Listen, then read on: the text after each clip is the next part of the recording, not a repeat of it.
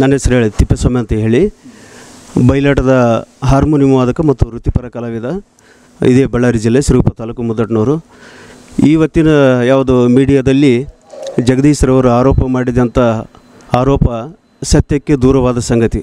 ಕಾರಣ ಅವರೇನು ಕೊಟ್ಟಂಥ ದಾಖಲೆ ಏನಿದೆಯಲ್ಲ, ಆ ಡೇಟಿನಂದು ನಾನು ಯಾವುದು ಬೆಂಗಳೂರಿನ ರವೀಂದ್ರ ಕಲಾಕ್ಷೇತ್ರದಲ್ಲಿ ಈ ಒಂದು ಕಾರ್ಯಕ್ರಮ ಕರ್ನಾಟಕ ಸಾಂಸ್ಕೃತಿಕ ಉತ್ಸವ ಅಂತೇಳಿ ಕನ್ನಡಕ್ಕಾಗಿ ನಾವು ಮಾತಾಡು ಕನ್ನಡ ಎನ್ನುವ ಕಾರ್ಯಕ್ರಮದಲ್ಲಿ ನಾನು ಭಾಗವಹಿಸಿದ್ದೇನೆ.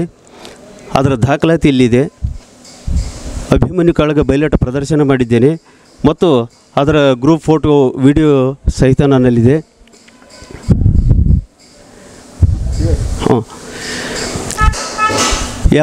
ಅವರು ಫೋಟೋ ನಾನು ಕನ್ನಡ ಮತ್ತು ಸಂಸ್ಕೃತಿ ಇಲಾಖೆಯಲ್ಲಿ ಫೋಟೋ ದುರ್ಬಳಕೆಯಾಗಿದೆ. ಯಾಕಂದರೆ ಈ ಒಂದು ಫೋಟೋ ಅವರೊಂದು ಫೋಟೋ ಹಾಕಿದಾರಲ್ಲ, ಅದು ಬೆಂಗಳೂರಿನ ರವೀಂದ್ರ ಕಲಾಕ್ಷೇತ್ರದಲ್ಲಿ ತೆಗೆದಂಥ ಫೋಟೋ. ಅದು ಅಲ್ಲಿ ರವೀಂದ್ರ ಕಲಾಕ್ಷೇತ್ರದಲ್ಲಿ ತೆಗೆದಂಥ ಫೋಟೋ ಬಳ್ಳಾರಿ ಇಲಾಖೆಯಲ್ಲಿ ದುರ್ಬಳಕೆಯಾಗಿ ಅದನ್ನು ಬಳಸಿಕೊಂಡಿದ್ದಾರೆ. ಅದನ್ನು ನಾನು ಬಳ್ಳಾರಿಯಲ್ಲಿ ಕನ್ನಡಕ್ಕಾಗಿ ಕಾರ್ಯಕ್ರಮ ನಾನು ಮಾಡಿಲ್ಲ. ಮೋಕದಲ್ಲಿ ಆಗಲಿ ಯಾವಲ್ಲೇ ಆಗಲಿ ನಾನು ಕಾರ್ಯಕ್ರಮ ಮಾಡಿಲ್ಲ. ನಾನು ಮಾಡಿದ್ದು ರವೀಂದ್ರ ಕಲಾಕ್ಷೇತ್ರದಲ್ಲಿ ಹೆಜ್ಜೆ ಗೆಜ್ಜೆ ಬಯಲಾಟ ಕಲಾ ಟ್ರಸ್ಟ್ ವತಿಯಿಂದ. ಆ ದಿನಾಂಕದಂದು ನಾನು ಅಲ್ಲಿದ್ದೆ. ಅಲ್ಲಿರ್ತಕ್ಕಂಥ ಫೋಟೋ ಇಲ್ಲಿ ಬಳಕೆ ಆಗಿತ್ತೆ. ಇದಕ್ಕೆ ಕಾರಣ ಏನಂದರೆ, ಅದರದ್ದು ಅಮೌಂಟು ನನ್ನ ಅಕೌಂಟಿಗೆ ಬಂದ ಕಾರಣ. ಅದು ಸಹಿ ನಾನು ಯಾವುದೋ ವಿಷಯಕ್ಕೆ ಸಹಿ ಮಾಡಿದ್ನ ಅವರು ಬಳಕೆ ಮಾಡಿ ನನ್ನ ಅಕೌಂಟಿಗೆ ದುಡ್ಡು ಬಂದ ಕಾರಣ ಆಗಿನ ಅಧಿಕಾರಿಗೆ ನಾನು ಮಾಡದೇ ಇರ್ತಕ್ಕಂಥ ಕಾರ್ಯಕ್ರಮದ ದುಡ್ಡು ಇದು ನನಗೆ ಬೇಡ ಅಂತೇಳಿ ನಾನು ಅಲ್ಲಿ ವಾಪಸ್ ಕೊಟ್ಬಿಟ್ಟಿದ್ದೇನೆ. ಅಂದಿನ ಸಹಾಯಕ ನಿರ್ದೇಶಕರು ಅವರಿಗೆ ನಾನು ವಾಪಸ್ ಕೊಟ್ಬಿಟ್ಟಿದ್ದೇನೆ. ಹಾಗಾಗಿ ಇದು ಸತ್ಯಕ್ಕೆ ದೂರವಾದ ಸಂಗತಿ.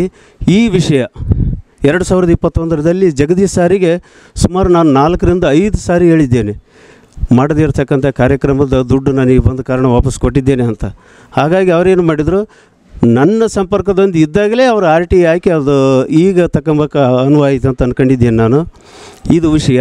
ಆಮೇಲೆ ಎರಡನೇದು, ಈ ಒಂದು ವಿಷಯ ಕೆದಕಿ ಅವರು ಬಯಲಿಗೆ ತಂದಿದ್ದು ಒಳ್ಳೆಯದು. ಸತ್ಯ ಸಂಗತಿ ಬಯಲಿಗೆ ಬಂದಿದ್ದಂತೂ ಇನ್ನೂ ಒಳ್ಳೆಯದು. ಆದರೆ ಬಯಲಾಟ ಕಲಾವಿದರ ಫೋಟೋ ದುರ್ಬಳಕೆ ಆಗಿರೋದ್ರ ಬಗ್ಗೆ ತನಿಖೆ ಆಗಬೇಕಂತ ನಾನು ಒತ್ತಾಯಿಸ್ತೇನೆ. ಇದು ಎಲ್ಲಿಂದ ಆಯ್ತು, ಹೆಂಗೆ ಬಂತು, ಇದು ತನಿಖೆ ಆಗಬೇಕು. ಇದು ತನಿಖೆ ಆಗಿ ನನಗೆ ನ್ಯಾಯ ಸಿಗಬೇಕು. ಈ ರೀತಿ ಎಷ್ಟೋ ಜನ ಕಲಾವಿದರು ತುಳಿತಕ್ಕೊಳಗಾಗ್ಯಾರ. ಅದಕ್ಕಾಗಿ ಇದಕ್ಕೆ ನ್ಯಾಯ ಸಿಗಬೇಕಂತ ನಾನು ಬೇಡ್ತೀನಿ. ಒಂದು, ಆಮೇಲೆ ಯಾವುದೇ ರೀತಿಯ ನನ್ನಿಂದ ಅನ್ಯಾಯ ಆಗಿಲ್ಲ. ನಾನು ವೃತ್ತಿಪರ ಕಲಾವಿದನಾಗಿ ಹೇಳ್ತೀನಿ, ಶಾರದಾಂಬೆ ಸಾಕ್ಷಿಯಾಗಿ ಹೇಳ್ತೀನಿ, ನಾನು ಇದನ್ನು ಮಾಡಿದ್ದಲ್ಲ. ಇದನ್ನು ಸುಮ್ಮನೆ ಯಾವುದೋ ಒಂದು ಕಾರಣಕ್ಕಾಗಿ ವಿನಾಕಾರಣಕ್ಕಾಗಿ ಸಿಲುಕ್ಸೋಕೆ ಇದೊಂದು ದುಷ್ಟ ಪ್ರಯತ್ನ ಮಾಡ್ತಿದ್ದಾರೆ. ಇದು ಸತ್ಯಕ್ಕೆ ದೂರವಾದ ಸಂಗತಿ ಅಂತ ಹೇಳ್ತಿದ್ದೀನಿ. ಬಳ್ಳಾರಿಯ ನಿರಂತರ ಸುದ್ದಿಗಾಗಿ ಬಳ್ಳಾರಿ ಬೆಳಗಾಯಿತು ಚಾನೆಲ್ನ ಸಬ್ಸ್ಕ್ರೈಬ್ ಮಾಡಿ ಹಾಗೂ ಬೆಲ್ ಐಕಾನ್ ಒತ್ತಿ.